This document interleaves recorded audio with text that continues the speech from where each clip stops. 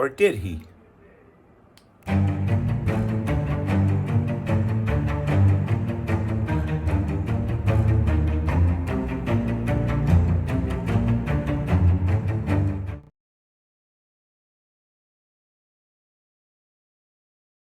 Hi, everybody, and welcome back. I know that's a bit of an odd way to start another video, but that's a question or something that I get asked or told so many times.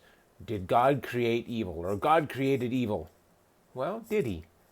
Well, instead of actually, stopping and trying to debate that point right now, I'm actually just going to give you a story. I know that's really weird for me to do that, but I just want to tell you a story. This story takes place in the States in a college long time ago, and by a long time ago, I would say probably early 60s, maybe late 50s, that type of thing. And it's a conversation between a student and a professor. Now, this professor, you have to understand, is a staunch atheist. Doesn't believe in God, doesn't believe anything that has to do with God, no. And the thing is, whenever a class starts for him for the year, he would ask the students, is anyone here a Christian? If they stand up or say yes, well, then he goes at them. So students going into this, if they're Christians, knew about this professor, knew about this class, and nobody would admit it until this happened. So we're going to pick up the conversation just after the student said or stood up. The professor looked at him. You're a Christian, aren't you, son? Well, yes, sir. So you believe in God? Well, absolutely, sir. Is God good? Sure. Is God all-powerful? Yes. My brother died of cancer, even though we prayed to God so that he would heal him. Most of us would attempt to help others who are sick or ill, but God did nothing. How is God good then? Well, the student was silent. You can't answer, can you? Okay, let's start again, young fella. Is God good? Well, yes. Is Satan good? No. Well, where did Satan come from? From God? That's right. So tell me, son, is there evil in this world? Well, yes. Evil is everywhere, isn't it? And God did make everything, didn't he? Well, yes. So who created evil? Again, no answer. Is there sickness, immorality, hatred, ugliness? All of these terrible things exist in the world, don't they? Well, yes, sir. So who created them? No answer. Now, science says you have five senses that you use to identify and observe the world around you. Tell me, son, have you ever seen God? No, sir. Tell me, have you ever heard God? No, sir. Have you ever felt your God, tasted your God, smelled your God? Have you had any sensory perception of God for that matter? Well, no, sir. I'm afraid that I haven't. Yet you still believe in him? Yes. According to empirical, testable, demonstratable protocol, science says that your God doesn't exist. So what do you say to that, son? Nothing. I only have my faith. Yes, faith. Well, that is the problem science has. Professor, is there such a thing as heat? Yes. And is there such a thing as cold? Well, yes. No, sir, there isn't. At this point, the lecture hall became very quiet at the sudden turn of events. Sir, you can have lots of heat. You can have more heat. You can have superheat. You can have mega heat. You can have white heat, or you can have little heat or no heat. But what we don't have is anything called cold. We can hit 450 degrees below zero, which is no heat, but we can't go any farther than that. There is no such thing as cold, sir. Cold is only a word we use to describe the absence of heat. We can't measure cold. Heat is energy. Cold is the opposite of heat, sir. So, is there cold? No. You could hear a pin drop in the lecture hall at this point.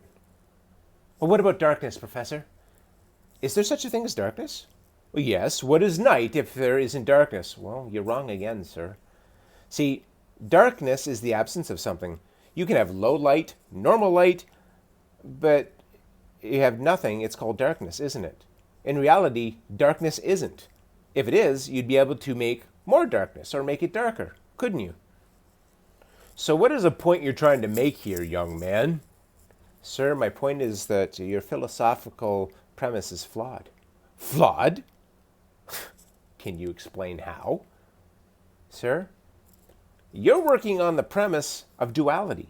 You argue that there is life and that there is death.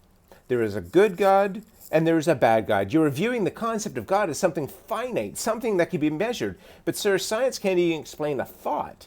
It uses electricity and magnetism that has never been seen, much fully understood, either one. To view death as the opposite of life is to be ignorant of the fact that death cannot exist as a substantive thing. Death is not the opposite of life. It's just the absence of it.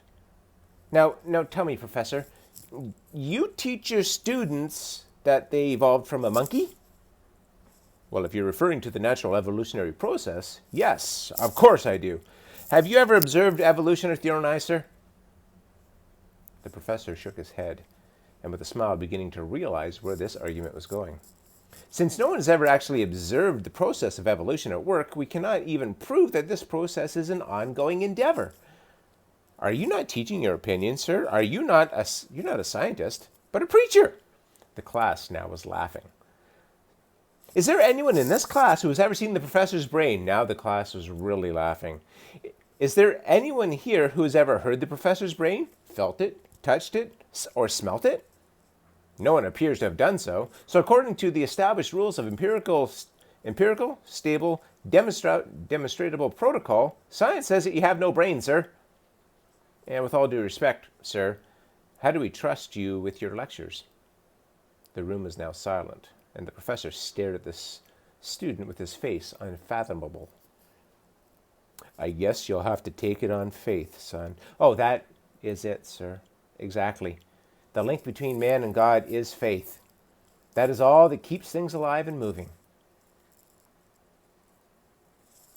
I love the way that answers, or the way that follows through by the end there. See, when people ask me, did God create evil? Well, no, he didn't create evil. Evil is just the absence of good. There is a lot of badness in this world, and that stems from the fact that sometimes we don't do anything to stop it. Sometimes we don't take a stand when we need to take it. We need to do better at that. There's a lot of bad things going on out there right now, and we can help. We can make this world a better place. God talks in the Bible about treating people the way you wanted to be treated. Now, that's not in there by mistake. That's not in there by happenstance. Can you imagine what our world would be like if we all actually did that? If we all actually took the time to treat other people the way we wanted to be treated? People wouldn't go hungry. There wouldn't be any wars. There wouldn't be any tearing down of people with the character, with your voice, with your words. There would be none of that. There'd be uplifting people. There'd be congratulating people. There'd be full people.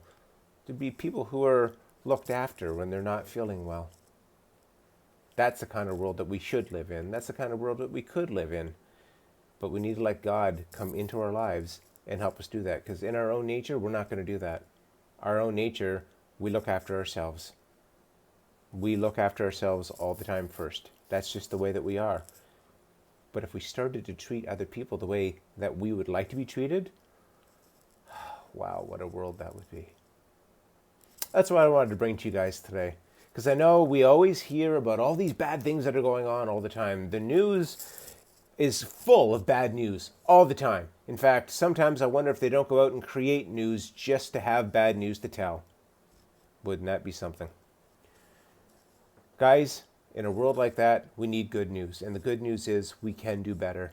But we have to let God help us to do that. Hope that makes sense. Again, if anything I say doesn't make sense and you want to ask me about it, please shoot me an email, shoot me a DM, talk to me about it, or just write something in the comments down below. If you like these videos and you want to see more, please hit that like button because it really helps us know on this end that you guys want to hear this. So thank you very much. I hope you have a beautiful rest of the day.